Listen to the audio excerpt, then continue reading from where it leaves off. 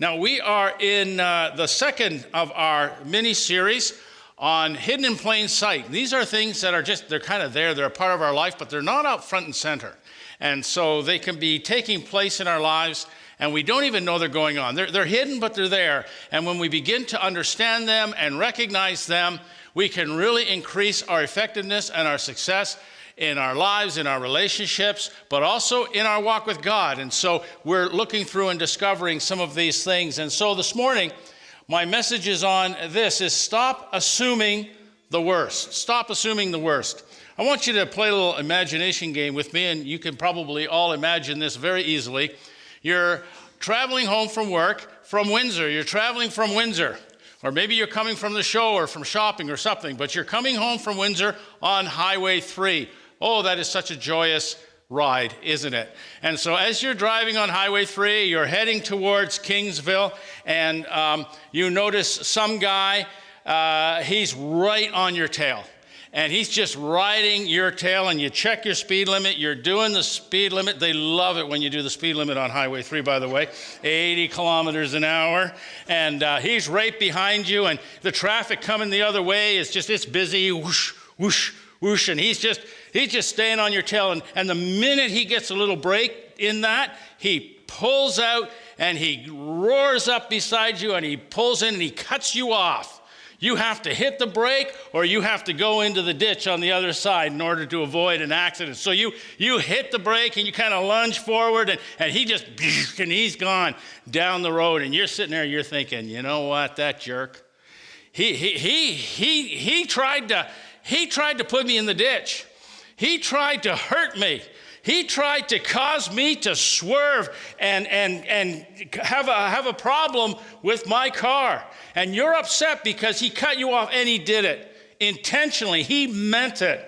And so you go home and you're convinced that you are a victim of road rage because this guy had your number. He was out gunning for you.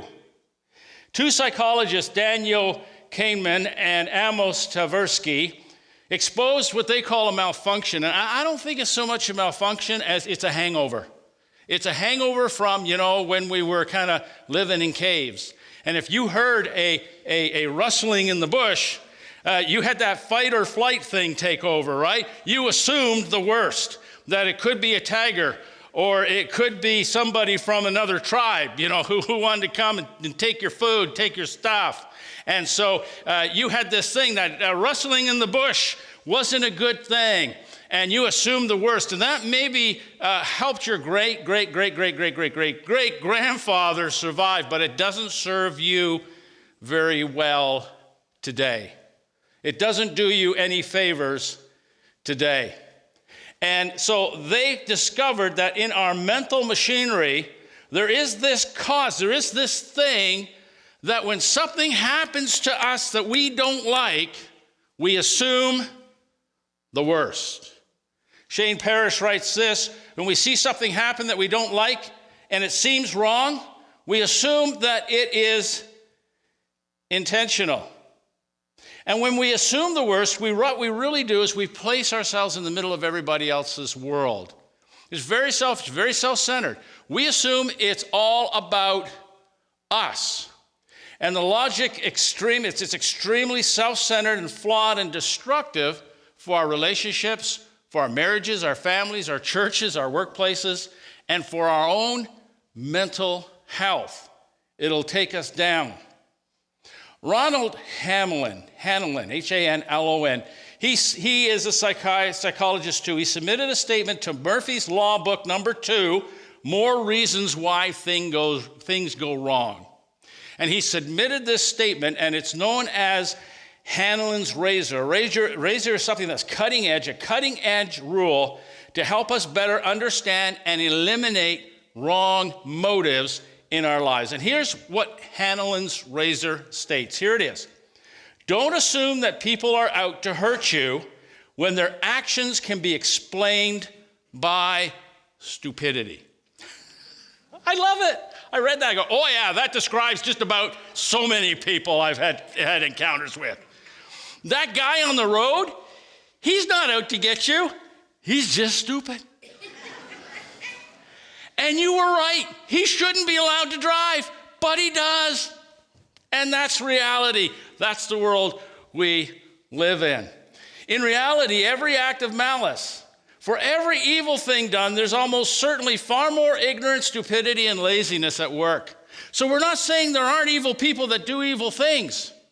But 90% of the time, it's not malice. It's just people being lazy or incompetent or just stupid. You think, what? Is this church? Are you sure? So don't assume that people are out to hurt you when their actions can be more easily explained by something far simpler. And I'm not the only one who has experienced this, because we make a lot of assumptions. It's a part of our human condition. We are fallen creatures. We are damaged in our spirits. We're damaged. And from the moment that we were damaged, from the moment that sin entered our lives, we had this assume the worst mentality. Now, Adam and Eve, remember them? In the Garden of Eden, they sinned against God. And when they sinned and they heard God coming down the trail, what did they do? They hid. Why did they hide? They assumed God was out to get them. After all, he made it pretty clear, the day you eat the fruit, you will die. He's coming to get me, oh no. And so they hid. And God calls to them, Adam, where are you? Well, I'm hiding here with my wife, and we're both hiding. Well, who are you hiding from? You. Why? We're afraid of what you might do when you find out what we've done. And they made an assumption about God's love and grace and kindness. So the law that's hidden in plain sight is Hanlon's razor. Don't assume that people are out to hurt you when their actions can be explained by something much simpler. And the message that I want to just kind of convey today, that hidden message is this: we need to love others and be gracious with patience and humility rather than assume the worst. Now, there's an Old Testament story. We want to go way back into the Old Testament when Israel was first being set up as a nation. And we can find an incident that happened there that, oh my goodness, they assumed the worst, and it nearly led to a huge amount of bloodshed. This is from Joshua chapter 22. Now, history. They had wandered, Israel had wandered in the wilderness for 40 years. God had said, I'm giving you this promised land. Go in and dispose of the nations there and settle there. They had wandered for 40 years. They came to the brink. They came to the place of the land of Canaan, and they went into the land and to claim their inheritance. Now, the land of Canaan is separated by a river, the Jordan River. And rivers make like a natural kind of division in the land. So we have here the Detroit River on one side. On the northern side is Canada. On the southern side is the United States. That's a natural boundary. And so there were these three tribes, well, really two and a half. The tribe of Reuben, the tribe of Gad, and the half-tribe of Manasseh. And they were on the east side, and they had to move over to the west. The nation was taking the land west. But Gad and Reuben and the half-tribe of Manasseh, they said, we like it here. This is a great place. We want to live here. And so they went to Moses and they said, Moses, give us this land. We like this place. And Moses says, sure, you can have it. But it's not fair that all of your brothers fought for this land and that you don't go with them to help them to get the land that's west of the Jordan. So you have to go over there with them. You have to fight with them. And when they're all done, when the battle is won, you can come back and you can settle in the land. And so that's where this story picks up. So in Joshua chapter 22, verses 1 to 5, we have this story. Then Joshua summoned the Reubenites, the Gadites, and the half-tribe of Manasseh, and said to them, you've done all that Moses, the servant of the Lord, commanded, and you have obeyed me in everything I commanded. For a long time now, to this very day, you have not deserted your fellow Israelites. You have carried out the mission that the Lord your God gave you. Now that the Lord your God has given them rest as he promised, return to your homes in the land that Moses, the servant of the Lord, gave you on the other side of the Jordan. But be very careful to keep the commandment and the law that Moses, the servant of the Lord, gave you, to love the Lord your God, to walk in obedience to him, to keep his commandments, hold fast to him, and to serve him with all your heart and with all your soul. Basically, Joshua is telling these guys, good job. Thank you so much. We are your brothers, and we are together, and you were absolutely faithful to your promise, and we're going to be faithful to ours. Only do this. Remember, don't fall into the errors of the people that used to live in this land. Keep the law of the Lord, love God, and go home and just live and enjoy the freedom and the home that God has given to you. Wow. So away they go. They have a big celebration, and away they go.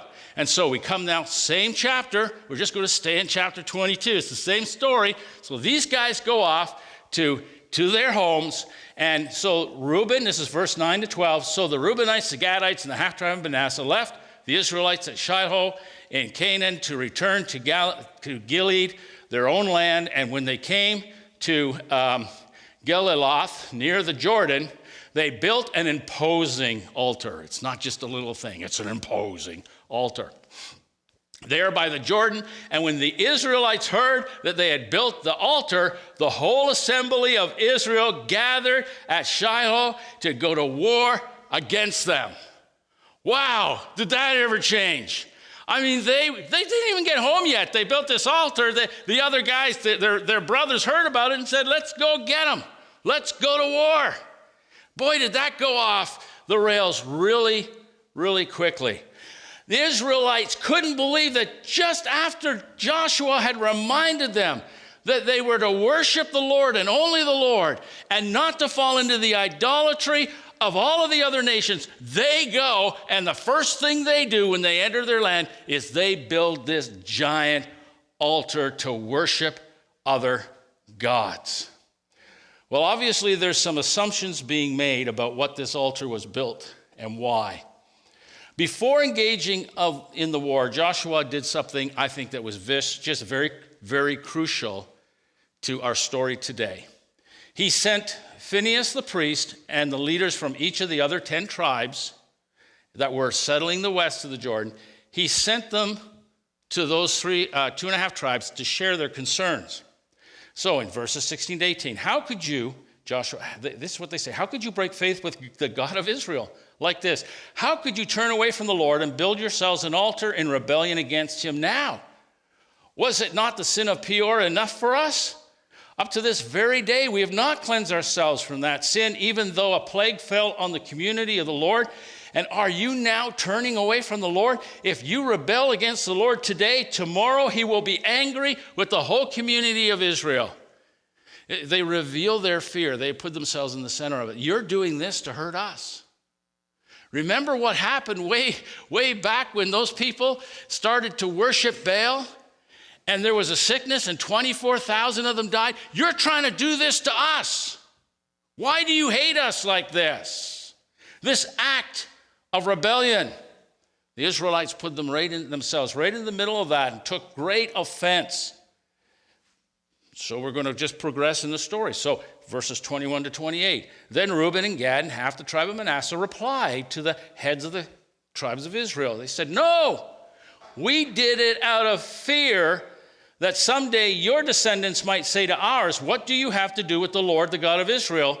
The Lord has made the Jordan a boundary between us and you. You Reubenites and Gadites, you have no share in the Lord. That is why we said, let us get ready and build an altar, but not for burnt offerings and sacrifices. On the contrary, it is to be a witness between us and you and the generations that follow, that we will worship the Lord. Then in the future, your descendants will not be able to say to ours, you have no share in the Lord. And we said, if they ever say this to us or to our descendants, we will answer, look at the replica of the Lord's altar, which our ancestors built, not for burnt offerings and sacrifices, but as a witness between us and you. Oh, now we're getting to the truth. Now we're getting more information. The altar wasn't to worship other gods at all. but it was to serve a reminder to God's people that those tribes, even though there was this natural boundary separating them, they were a part of Israel. They were their brothers, and they also had God's inheritance and blessing. You'll notice what both sides did. They did it out of fear because they assumed the worst. When we assume the worst, we're operating in fear. They were afraid of being removed from God's blessing. And for the Israelites on the west side of the Jordan, they were in fear that God's judgment would fall on them and they would no longer be a blessed nation. Now let's look at how this was resolved. Joshua chapter 30 says, when Phinehas the priest and the leaders of the community and the heads of the clans of the Israelites heard what Reuben, Gad, and Manasseh had to say, they were pleased. So they returned home and reported to the Israelites everything that happened. Then they were glad to hear the report, and they praised God. Now we may think, man, how can these people just come to a place where they're almost at war to tear each other apart based on assumptions? But that is so much like us, isn't it? So much like us. To hear something, well, they said this or they did that. It's so normal for us to jump to a conclusion. When somebody's acting a bit differently, doing something different, changing something, when somebody in public kind of maybe walks by us and doesn't say hi, we think, oh, well, they don't like us. Or we think they must be talking about me. And if they're talking about me, they're saying something bad about me. Isn't that right? Isn't that what we jump to? We've got all these conclusions going on in our minds because we don't fully trust one another. And we've been hurt before. And we think we're going to get hurt again. It's what the Israelites did. Remember back when that happened? Back in the old days? Well, it's not. You're going to cause it again. We've been hurt before. Don't do this. So I want to talk about how to stop assuming the worst and what we can learn from this little Bible story here. First thing we need to do is we need to address the situation. That's what Joshua did. They heard this.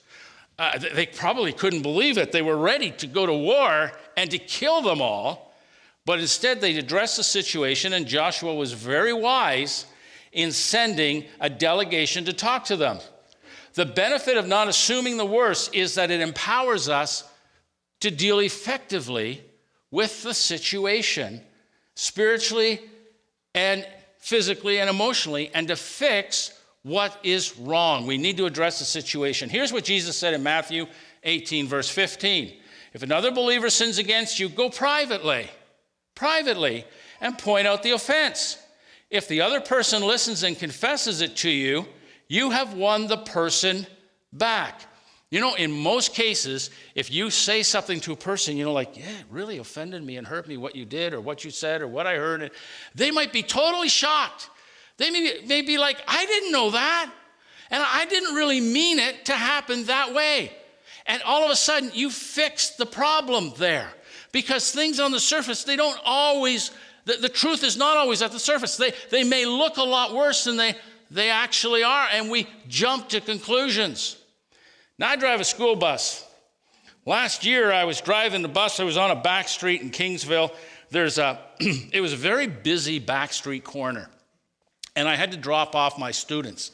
At the same time I was dropping off my students, there was a whole pile of kids getting out of this house where they use for a homeschool. So there was all these parents picking up their kids, running around on the road. And there was this guy walking down the sidewalk. So it was very, very busy at this time. And in the middle of all this busyness, out runs a little brown squirrel in front of my bus. And I'm like, I can't slam on the brakes because all these kids would go flying forward out the windshield. And I can't swerve. I can't do anything. But fortunately, the little brown squirrel was in the middle of my bus. When I rolled over him, he's in the middle, really safe. However, I caught him with the duals at the back of my bus. And poor little fuzzy guy. And the fellow walking down the road was traumatized by what he witnessed at the back of the bus. So I'm letting kids off, and there's this banging on my side window. He said, "You should have swerved. You should have stopped. You hit the poor little guy." And I said, "I didn't mean to. I'm sorry, I didn't mean to hit the squirrel, okay? I just didn't mean to." And so I went to go forward, and I go to put it in gear, and I look out my front windshield. It's always good to look out the front windshield when you're going forward in any kind of moving vehicle. And I look out my front windshield, and he's standing in front of my bus. He's protesting. I'm not going anywhere. See, in his mind, I'm kind of going out trolling for little squirrels and bunny rabbits, okay, in my school bus. That's my motivation. So if you're driving down the road and you see a poor little squished little creature on the road, it was me in my bus. I was just doing it. It's what I get anyway. That was in his mind. I did this on purpose, just to hurt him. And he's not moving, and this bus isn't moving, and I'm protesting. And I'm like, "Could you please get out of the way?" "No." And I'm like, "What do?" And so I got to get on the radio. Do you know how embarrassing this is to be now on the radio explaining to your dispatcher and every other bus driver out there, I hit a squirrel. I didn't mean to hit the squirrel.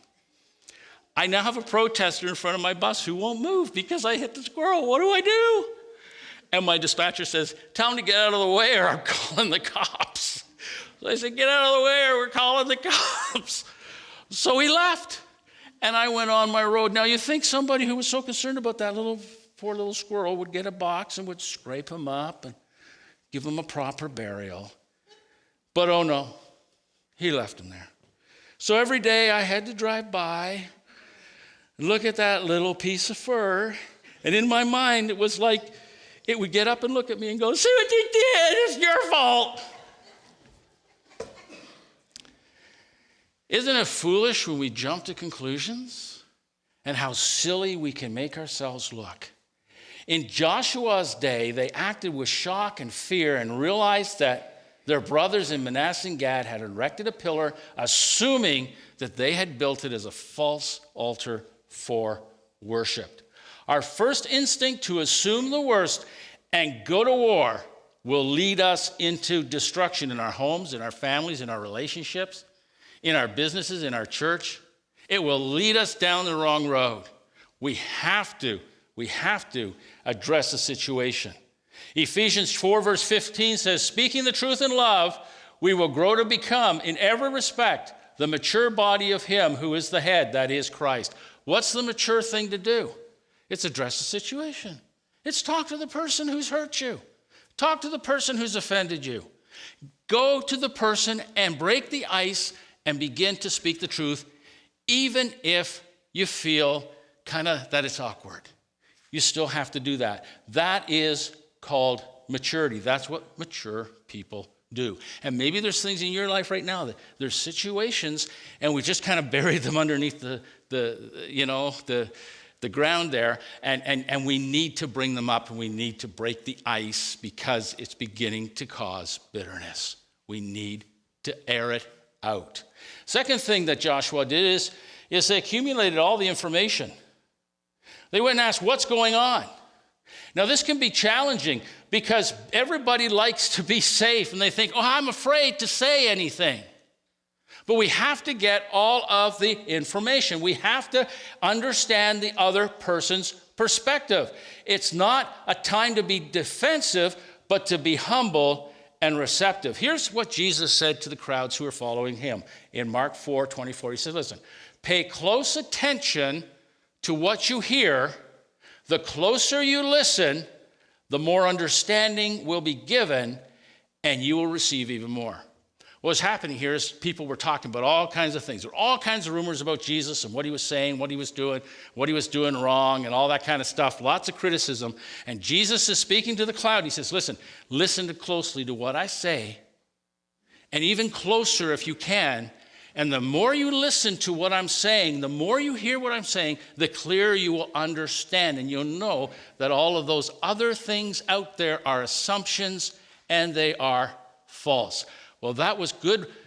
That was good advice for Jesus to give to the people listening to him, and it is good advice today for us in dealing with our husbands, our wives, our kids, our workmates, and the people in our lives. Jesus relates this to listening to his teaching rather than defaulting to false assumptions based on bias and previous perspectives. We need to listen to what is being said, and the better we listen, the greater our understanding will be. So the next thing here is, as we go on, we need to acquire clarity. So we want to address the situation, we want to accumulate the information, and then we need to acquire clarity. We need to be clear on this is what is happening. We need to have a right understanding of not just what was done, but the motives behind it. And clarity is, if you're a parent and you have a couple of kids and they get in a fight, clarity can be very, very difficult to establish. She did this and he did that, and you finally kind of get it down to who did what and who said what and why is this happening. Philippians says, and now, dear brothers and sisters, one final thing. Fix your thoughts on what is true and honorable and right and pure and lovely and admirable. Think about things that are excellent and worthy of praise.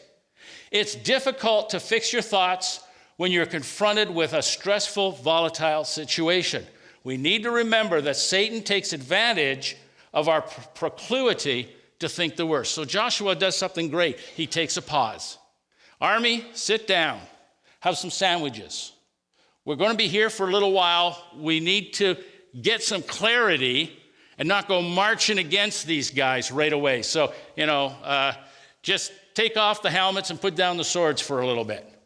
Hanlon's razor says, don't assume that people are out to hurt you when their actions can be explained by something a lot simpler.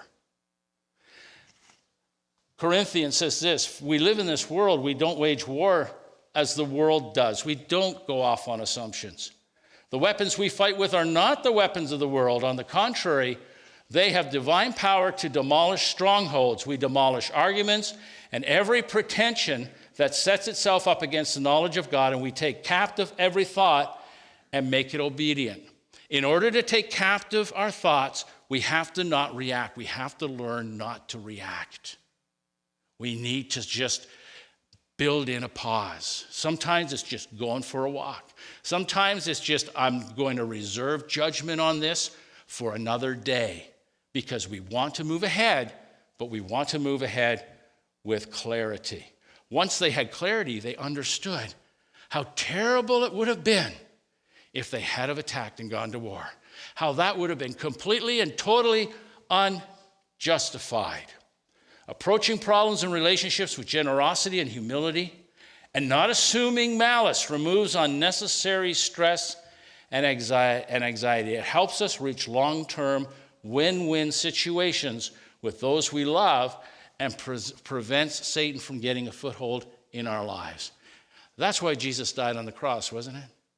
It was to give us victory over our own sins, but also to give us the capacity to love and forgive others of theirs, to offer the same grace to others that he offers to us, to offer humility to others rather than putting us in the center. The law is hidden, it's plain sight. We need to love others and react with generosity and patience and humility, not assuming the worst. What is the cost if we ignore Hanlon's razor and assume the worst? For Israel, it would have caused a civil war. What about for us? Were we ever saved, and our lives were ever saved? Because somebody didn't assume and jump to a conclusion. Well, on October the 27th, 1962, Vasil Akhipov saved the world because he did not assume the worst. It was during the heart of the Cuban Missile Crisis. Tensions were very high between the United States and Soviet Russia. American destroyers and Soviet subs were in a standoff around Cuba. The Americans informed the Soviets that they would be dropping depth charges to force their submarines to the surface. Unfortunately, the Soviets did not pass that information on to all of their sub-commanders. Arkhipov, that's a cool name though, Arkhipov, was an officer serving in Soviet sub B-59. It was armed with nuclear missiles. When the depth charges began detonating above them, the Soviets assumed the worst.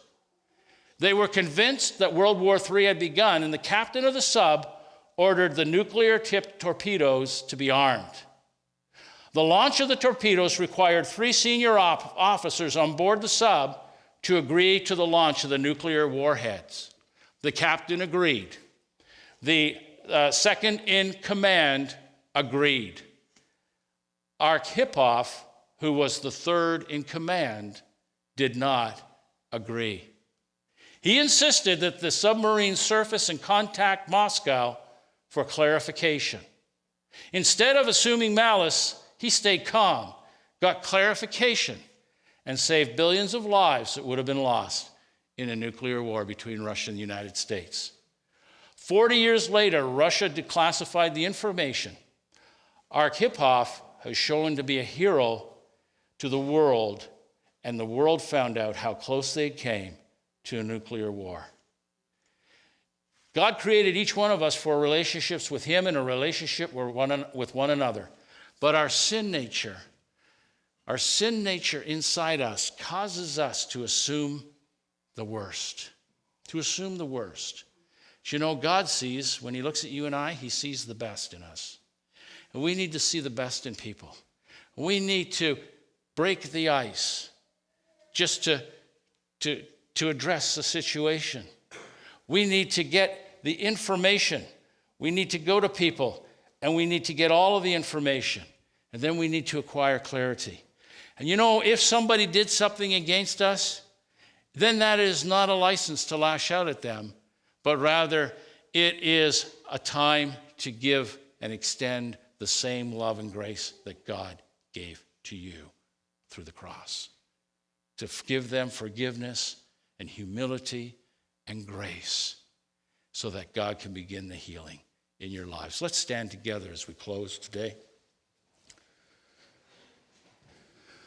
Let's just bow our heads, close our eyes, and maybe think of a situation right now that you're dealing with that's stressful in your life. An offense that maybe you're harboring in your heart. Something somebody did or said, or maybe you're feeling guilty and thought, oh, I assumed the worst and I lashed out and I shouldn't have done that. Whatever it is, you know what it's time to do. If you've got that incident in your head, you got that situation, maybe the time right now is to break the ice, to go, to open the door, open the lines of communication again. Not to say I was wrong, but to go and say, I was hurt. I was hurt. You may have to say, forgive me. Or you may have to say to that person, I need to understand what's going on. And so the best thing to do right now is to step back and say, Lord, I give you this situation. I give you this person. Lord, you love them and I love them. And I want this problem to be taken out of the way. I want this resolved. Lord, maybe I need forgiveness because I reacted on false information. I assumed too much, the wrong thing. I assumed the worst. Or maybe you're feeling on the blunt end of somebody assuming the worst about you and say, Lord, I want this cleared up. I want clarity and I want forgiveness. So, Lord, I give you this situation. I just give it to you. This is the only way to get this stuff cleared up. I once worked in a church and there was a tiff that I had with somebody, and I went to their workplace and I asked to get together with them for lunch. And I said, what's going on? And they said they didn't know, and they were sorry, and I was sorry things had gone the way they did. Do you know what happened as the result of that? Was there was a healing between us that lasts to this day. It would never have happened if we didn't break the ice and get clarity and get the information. So, Lord, thank you. Thank you that Jesus came and broke the ice for us, connected us together through the cross, gave us forgiveness and free, unlimited grace through his love. And maybe this morning you need to walk out of here feeling that kind of forgiveness. And you say, Jesus, come into my life and forgive my sins and make me clean. Just make me clean. If there's anything between you and me, heal me, forgive it, cleanse it, take it away. Just say that to him. Say it in your own words, with your own words, your own voice, your own thoughts. And he will answer that prayer when you pray it in sincerity and in truth. So, Lord, thank you for your love today. And, Lord, we give ourselves and our relationships to you in Jesus' name. Amen.